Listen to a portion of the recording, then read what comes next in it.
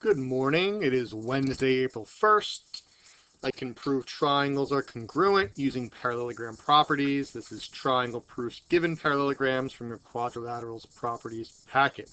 So we've done coordinate geometry proofs. Now we're going to do our what we call Euclidean statements, reasons proofs utilizing the properties of the parallelograms, rectangle, rhombuses, and squares. So we talked about these properties. You have to have these memorized. You have to know all these properties. You know, if we were in school, I'd quiz you over and over and over again. You need to know all these properties. So these are all the properties of the parallelogram.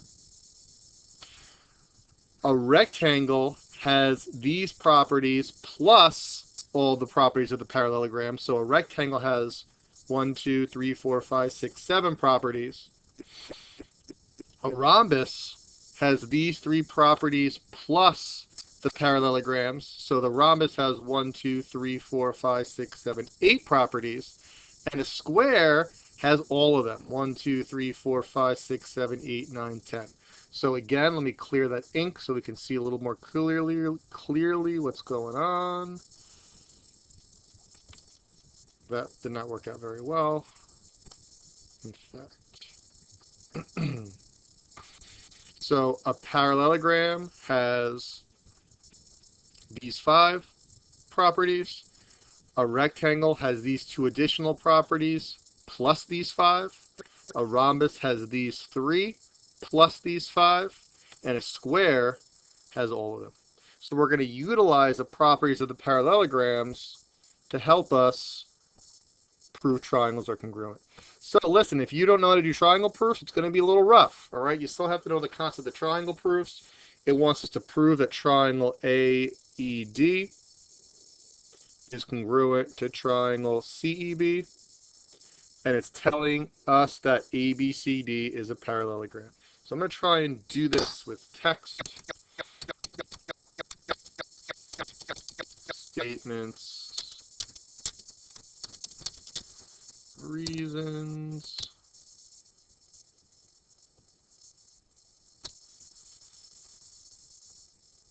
so what properties of the parallelogram are going to help us? Let's start with opposite sides congruent. A parallelogram has opposite sides congruent, and those opposite sides are sides of the triangles that I'm trying to prove. So I'm going to say that AD is congruent to BC. And the reason is a parallelogram has opposite, this isn't going to work. So I'm going to say that AD is congruent to BC. And the reason is a parallelogram has 2 pairs of opposite sides. Let me just see if I can make this text smaller.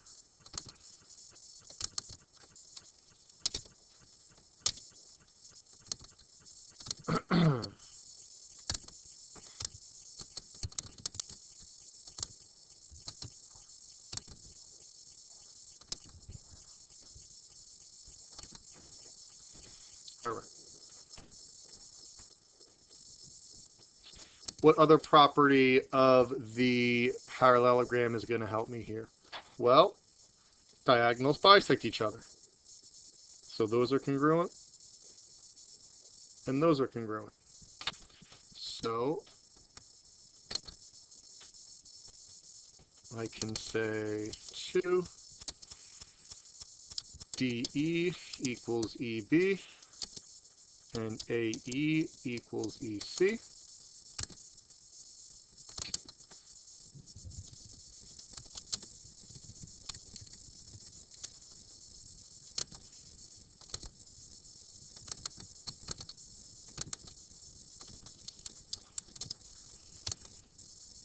And the reason for that, a parallelogram has diagonals that bisect each other. All right, now that's enough to state that triangles are congruent, But I'm going to keep on going because I can. But I can, at this point, I can say the triangles are congruent, side, side, side, and I'm done. But let's go a little further. Now this one's a little trickier, but I can state that those angles are congruent and these angles are congruent. Since it's a parallelogram has parallel lines cut by a transversal, gives us congruent alternate interior angles. So because it's a parallelogram, because I have parallel, I can use alternate interior angles. So I can say that angle, this is where it gets a little tricky. Ugh, so ugly looking. Angle DAE is equal to angle BCE.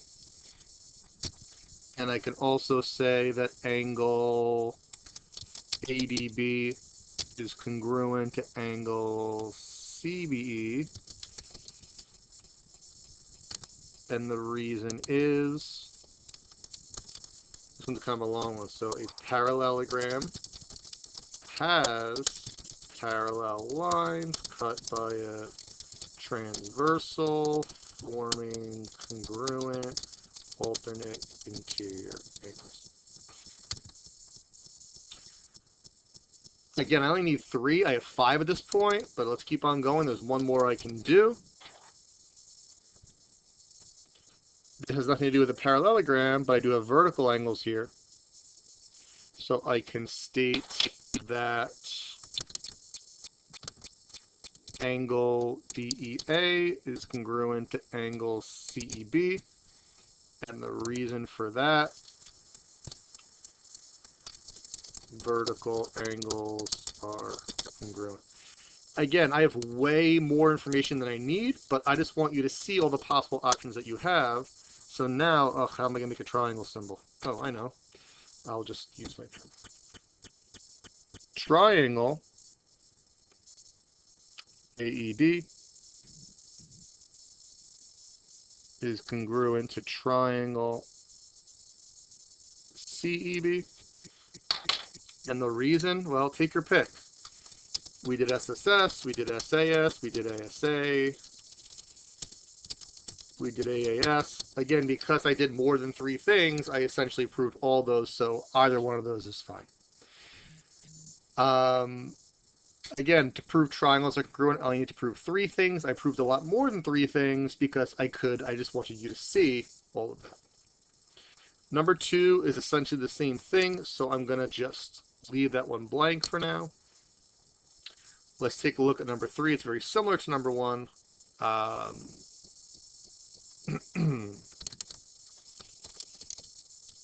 Statements, reasons. So the question is, what property of the square is going to help us with these triangles? Triangle SNI and triangle SPI.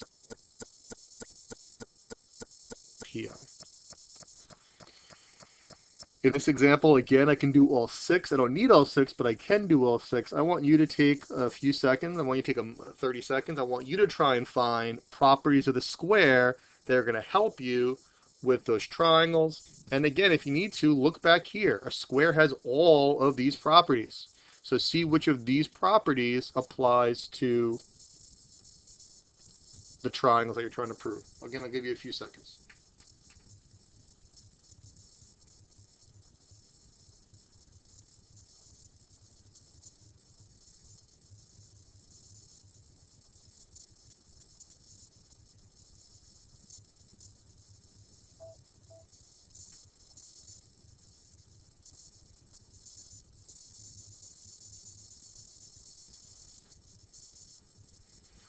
All right. Let's do a different color.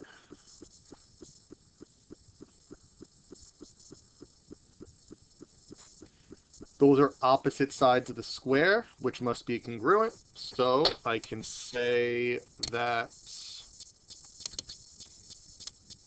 SN is congruent to PI. SP is congruent to NI. Well, I'm sorry.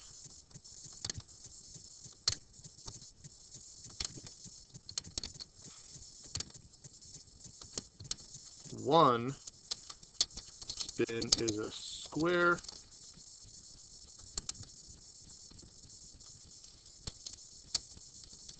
Given 2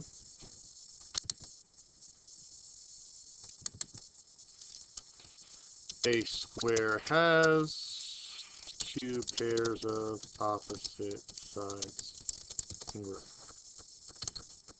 What other properties of the square are going to help us with the triangles? I got these angles. Now there's 2 possible reasons I can say. I can say they're opposite angles, or I can say they're congruent right angles. I'm going to go with congruent right angles, but you could basically use either reason for stating those angles are congruent. So I got angle SNI equals angle SPI, and the reason a square has congruent right angles, or you could also say a square has opposite angles congruent. Either one's fine. At this point, I have enough information to prove the triangles are congruent, but I'm going to keep on going just because I can, and I want you to see your different options. We have a couple of options here as well. Let's start doing this in black. You can either use alternate interior angles, or you can use the diagonals bisect the angles. I'm using the diagonals bisect the angles because that's a property of the square. Right here, this property, the diagonals bisect the angles, means that those have to be congruent. So I can say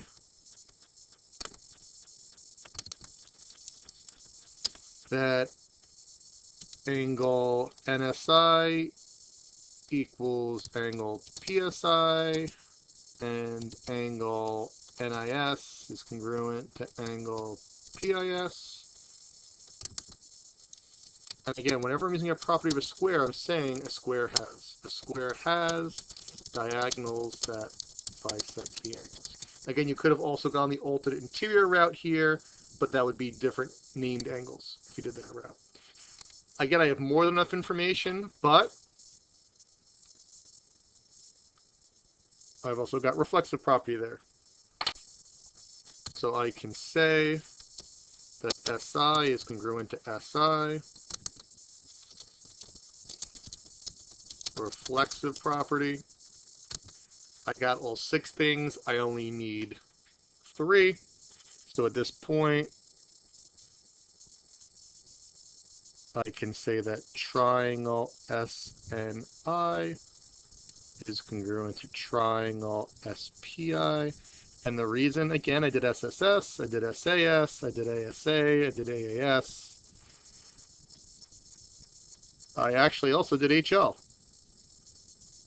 So either one is correct based on the fact that I did all of this. If I only did 3 of them, it's still correct, but I would have to choose whichever one of these was the 3 things that I did. It's not going to always be the case where we can find all 6. So the next couple of examples, we're not going to be able to find all 6. We're going to have to find whatever we can find. So we're always proving triangles are congruent. I hope it's pretty obvious which triangles I'm proving congruent here. I'm proving this one and this one. I want you to take a moment and determine what properties of the rectangle are going to help you with those triangles. As a hint, in this particular case, there's 2 of them.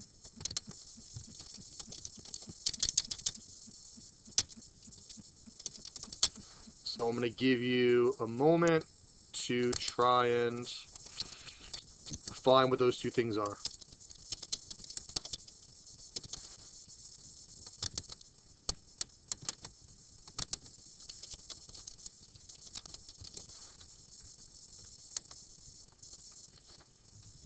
Again, you're looking for the properties of the rectangle that help us prove those triangles. Again, the rectangle has these properties and those properties.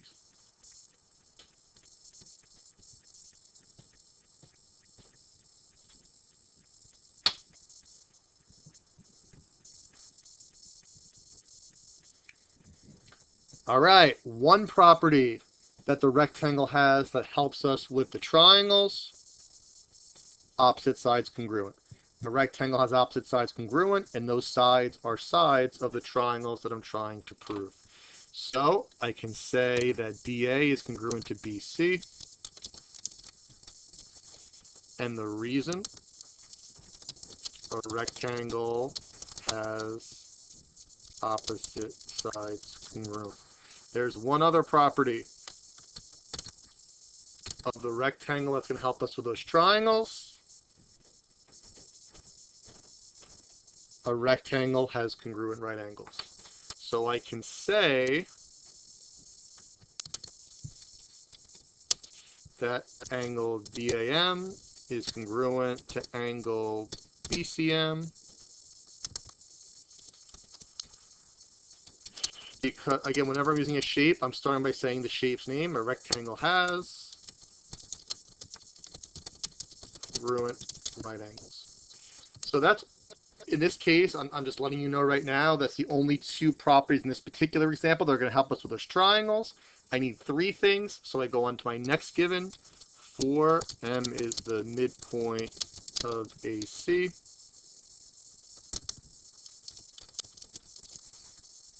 Now we do a mini proof with the midpoint. Again, you need to know your midpoint. You need to know all your definitions and how to do all your mini proofs. A midpoint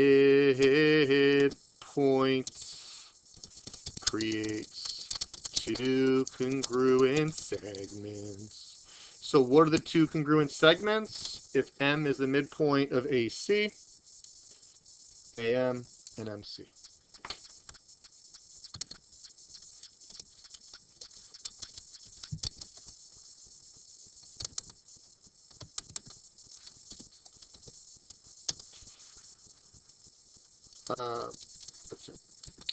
I have three things. I want three things. So now that I have my three things, I can say that triangle DAM is congruent to triangle BCM. Two sides, one angle, the angles between the sides, that's SAS. And now that I have the triangles are congruent, CPCTC for segments or angles. So since they want me to prove, oh, that's got really ugly. DM is congruent to BM, I can now say that DM is congruent to BM, and the reason for segments are angles CPCTC, and that's your proof. Again, you might be wondering, why am I doing that ugly handwritten one in the middle of everything all nice? Because I can't make the triangle symbol on here, and it's very important you understand that it's triangle DM and triangle BCM. That's all I'm going to do for today. I want you to get up to number 5.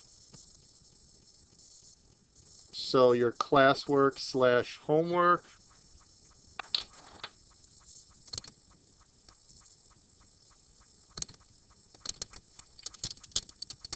Classwork / homework is numbers 1 through 5. Tomorrow we're going to do the rest, and then we're going to quiz on the rest. And we're actually going to stop there in this unit. The end of this packet is the hardest topic in all 3 Regents courses, and I don't intend to teach it online. So we're going to kind of cut it there, and if we ever go back to school, we'll take a look at it then, and we'll deal with it at a later point. But I don't feel it worth it to teach that online. All right, so again, I can prove triangles are congruent using the parallelogram properties. You need to know all these parallelogram properties, so utilize them and see which properties of the parallelograms are going to help you prove the triangles are congruent. Your homework, again, is to do numbers 1 through 5, and tomorrow we're going to finish this and quiz on it. That's all I got.